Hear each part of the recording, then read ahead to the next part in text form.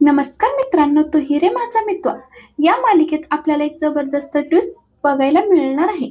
मित्रांनो, तुम्ही ज्या क्षणाची आतुरतेने वाट पाहत होता, आता तो क्षण मालिकेत तुम्हाला लवकरच बघायला मिळणार आहे. आणि त्यासाठी व्हिडिओ शेवटपर्यंत नक्की पहा. जर तुम्ही आपल्या चॅनलवर नवीन असाल, चॅनलला नक्की सबस्क्राईब करा. तर मित्रांनो, अर्णवच्या वडिलांचा जो काही भूतकाळ असतो, त्यांची काही चूक नसताना वल्लरीने त्यांना अडकवण्याचा प्रयत्न केलेला असतो. इतक्या वर्षांचं जे काही सत्य दडलेलं आहे ते आता अर्णव समोर येऊन अर्णवच्या वडिलांना न्याय मिळणार असतो. तर मित्रांनो, सुप्रिया ही अर्णवच्या वडिलांकडे जॉबसाठी गेलेली असते. त्यानंतर जे काही घडलं ते काही सुप्रियाला माहिती नसतं. त्यानंतर वल्लरीने अर्णवच्या वडिलांना बदनाम करण्याचा प्रयत्न केला आणि या सगळ्याला फक्त आणि फक्त वल्लरी दोषी आहे हे फक्त आणि फक्त सुप्रियाला माहिती असतं. सुप्रिया तिथून निघून गेल्यानंतर अर्णवच्या वडिलांच्या आयुष्यात जे काही घडलं, त्यांचा संसार उद्ध्वस्त झाला याबद्दल सुप्रियाला काहीच माहिती नसतं. दुसरीकडे आजी ठरवतात की आपण एकदा ईश्वरीच्या आईला भेटून ईश्वरीची पत्रिका पुन्हा एकदा चेक करायला हवी. ईश्वरीच्या आईलाच ईश्वरीच्या पत्रिकेबद्दल जे सत्य आहे ते विचारायला हवं, कारण आता ईश्वरीची पत्रिका सुद्धा बदलू शकते ना. तेव्हा जी आपण गुरुजींना पत्रिका दाखवली होती ती पत्रिका वेगळी सुद्धा असू शकते. आता ईश्वरी आणि अर्णव एकत्र आणण्यासाठी आता आपल्याला ईश्वरीच्या आईचीच भेट घ्यावी लागेल. आजी लगेच सुप्रियाकडे जाण्यासाठी निघते. आजी सुप्रियाच्या घरी पोहोचते आणि सुप्रियाला बघून आजीला एकदम धक्काच बसतो, कारण सुप्रियाचा फोटो आजींनी पेपरमध्ये पाहिलेला असतो. सर्वत्र पेपरमध्ये हे छापून आलं होतं, सुप्रिया आणि अर्णवचे वडील यांची काही अनैतिक संबंध आहेत. सगळीकडे पेपरमध्ये हीच बातमी होती. त्यावेळेस आजींनी अर्णवच्या वडिलांसोबत सुप्रियाला बघितलेलं असतं. सुप्रियाला बघितल्यानंतर आजींना तर खूपच राग येतो. ती आजींना म्हणते, तू इथे कशी? सुप्रिया मात्र आजींना काही ओळखत नाही, पण आजींनी सुप्रियाला ओळखलेलं असतं. तेव्हा आजी म्हणतात, अगं तू तर माझ्या लेकीचा संसार मोडला. तू कोण आहे? तुझी इथे येण्याची हिंमतच कशी झाली? तेव्हा सुप्रिया म्हणते, अहो आजी, तुम्ही हे काय बोलताय? ईश्वरी, नम्रता हे सगळेच जणी तिथे असतात. आजींचं बोलणं ऐकून सगळ्यांनाच एकदम धक्का बसलेला असतो. ते मनात विचार करतात आणि म्हणतात, आजी हे नेमकं काय बोलत आहेत? आजीचे डोळे भरून येतात आणि आजीला अर्णवच्या आईचं जे काही झालं ते सगळं काही आठवतं. आजी सुप्रियाला म्हणत असते की माझ्या लेकीच्या मृत्यूला तू कारणीभूत आहे. माझ्या लेकीचा संसार तू मोडला. वाटतील तसे आरोप आजी सुप्रियावर करत असते. तेव्हा सुप्रिया म्हणते, आजी नक्कीच तुमचा काहीतरी गैरसमज होतोय. नेमकं तुम्ही काय बोलताय? माझ्यावर असे आरोप का करताय? आजीने अर्णवच्या वडिलांचं नाव घेतल्यानंतर, राजेश शिर्के नाव घेतल्यानंतर सुप्रियाला एकदम धक्का बसतो. तेव्हा आजी म्हणतात, अर्णव राजेश शिर्के हा माझा नातू आहे. सात्विका आणि अर्णवच्या वडिलांचं नाव आजी घेते. तेव्हा आजी म्हणते, तू त्या दिवशी ऑफिसमध्ये आली होती आणि तिथे मीडिया सुद्धा पोहोचली होती आणि तिथे घडलेला जो काही प्रकार आहे म्हणजे अर्णवच्या वडिलांचे अनैतिक संबंध होते. हे ऐकून तर सुप्रियाला एकदम धक्का बसतो. तिच्या पायाखालची जमीन सरकते. तेव्हा सुप्रिया म्हणते की आजी तुमचा काहीतरी गैरसमज झालेला आहे. तेव्हा सुप्रिया म्हणते की आजी मी तिथे गेले नव्हते. एका बाईने मला मुद्दामून तिथे येण्यासाठी सांगितलं होतं. आता ती बाई माझ्या चांगल्याच लक्षात आहे. तिनेच हे सगळं काही घडून आणले. घडलेला सगळा काही प्रकार सुप्रिया आजींना सांगते. तेव्हा आजी म्हणते की नाही, तूच माझ्या लेकीचा संसार मोडायला कारणीभूत ठरलेली आहे.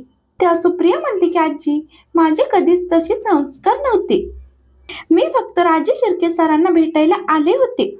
परंतु तिथे आल्यानंतर जो काही घडलेला प्रकार आहे, राजेश शिर्के सरांची आणि माझी इंटरव्ह्यू सुरू होती आणि तेव्हा त्यांना अचानक चक्कर आली. परंतु हे सगळं कारस्थान करणारी एक बाई होती. त्याच बाईने हे सगळं काही कारस्थान केलं. त्याच बाईने राजेश शिर्के सरांच्या कॉफीमध्ये काहीतरी मिसळलं होतं, त्यामुळे त्यांना चक्कर येत होती. त्या बाईचा चेहरा मला चांगलाच आठवतो आणि जेव्हा ती बाई माझ्या समोर येईल तेव्हा नक्कीच मी तिचा चेहरा ओळखू शकेन आणि तिने जे काही केलंय ते सगळं काही मी जगासमोर आणेन. जे काही झालंय त्यात राजेश शिर्के सरांची काही चूक नाहीये. हे सगळं काही जे काही घडलेलं आहे ते सगळं काही त्या बाईचं कट कारस्थान आहे.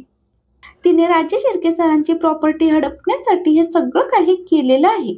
त्या बाईला आता लवकरात लवकर ही शिक्षा मिळायलाच हवी. मला आतापर्यंत सत्य माहितीच नव्हतं. मी तिथून गेल्यानंतर काय काय घडलं मला काहीच माहिती नव्हतं. त्यांचा संसार या घटनेमुळे उद्ध्वस्त झाला हे सुद्धा मला आतापर्यंत माहिती नव्हतं. परंतु ती बाई कोण आहे हे मी नक्कीच शोधून काढेन. आणि त्याच बाईमुळे एवढं सगळं घडले. यात अर्णवच्या वडिलांची थोडी सुद्धा चूक नव्हती. त्यांनी काहीच केलेलं नाहीये. त्यांचे कधीच अनैतिक असे संबंध सुद्धा नव्हते. राजे शिर्के सर देव माणूस होते. परंतु त्यांच्यावर जे काही आरोप करण्यात आले, जे काही झालेलं आहे त्याला केवळ ती बाईच कारणीभूत आहे. आणि त्या बाईने मुद्दाम त्यांना बदनाम करण्यासाठी हे सगळं काही घडवून आणले. हे सगळं ऐकल्यानंतर आजींना खूप मोठा धक्का बसतो. आजी म्हणते, तू त्या बाईला ओळखतेस का? सुप्रिया म्हणते की हो, मी त्या बाईला ओळखते. ती बाई कधी जरी माझ्या समोर आली ना तरी मी तिला ओळखू शकेल. तेव्हा आजी म्हणते की ठीक आहे, आपण त्या बाईचा शोध घेऊ. मी उगाच इतकी वर्ष अर्णवच्या वडिलांना दोष देत राहिले. चुकलं माझं. आजी या सगळ्याचा विचार करतात आणि तिथून निघून जातात. आजी घरी आल्यानंतर या सगळ्याचा पुन्हा विचार करू लागतात. त्यानंतर त्यांच्या लक्षात येतं की आपण ईश्वरीची पत्रिका आणायला गेलो होतो, पण पत्रिका काही घेऊन आलो नाही. आजी सुप्रियाला फोन लावतात आणि तिला घरी बोलावून घेतात आणि सोबत ईश्वरीची पत्रिकाही घेऊन यायला सांगतात. तर दुसऱ्या दिवशी हॉलमध्ये वल्लरी, आजी, अंजली सगळे काही बोलत बसलेले असतात आणि तेवढे तिथे सुप्रिया येते. सुप्रियाला तिथे पाहून वल्लरीला तर एकदम धक्काच बसतो आणि वल्लरी आपल्या साडीने तोंड लपवून ठेवते. तेव्हा आजी ओरडतात आणि म्हणतात, वल्लरी हे काय करतेस तू तोंड का लपवलंयस? वल्लरीला तोंडावरचा पदर बाजूला काढावा लागतो. त्यामुळे सुप्रिया वल्लरीचं तोंड बघते. वल्लरीचा चेहरा पाहिल्यानंतर सुप्रियाला तर एकदम धक्काच बसतो. सुप्रियाच्या पायाखालची जमीन सरकते. तेव्हा सुप्रिया म्हणते की आजी, काल मी ज्या बाईबद्दल बोलत होते ती बाई हीच आहे. हीच तुमच्या घरातली हीच बाई आहे. हिनेच सगळं काही घडून आणलं होतं. तेव्हा आजी खूपच चिडतात आणि म्हणतात, वल्लरी तू हे सगळं काही घडून आणलंस. अगं तुला असं करताना लाज वाटली नाही का? अगं माझ्या सात्विकाने किती काय काय केलं तुझ्यासाठी. थोडी तरी मान ठेवायची होती. पण तू माझ्या सात्विकाचा संसार उद्ध्वस्त केला. तुझ्यामुळे माझी सात्विका फाशी घेऊन मेली. मी आता तुला या घरात ठेवू शकत नाही. असं म्हणत आजी वल्लरीच्या हाताला धरून तिला घराबाहेर काढतात. मित्रांनो, मालिकेतला हा ट्विस्ट तुम्हाला लवकरच पाहायला मिळणार आहे आणि तो ट्विस्ट तुम्ही टीव्हीवर नक्कीच पहा. तुम्हाला खूप मजा येईल. असेच अपकमिंग ट्विस्ट पाहण्यासाठी आपल्या चॅनलला नक्की सबस्क्राईब करा. धन्यवाद.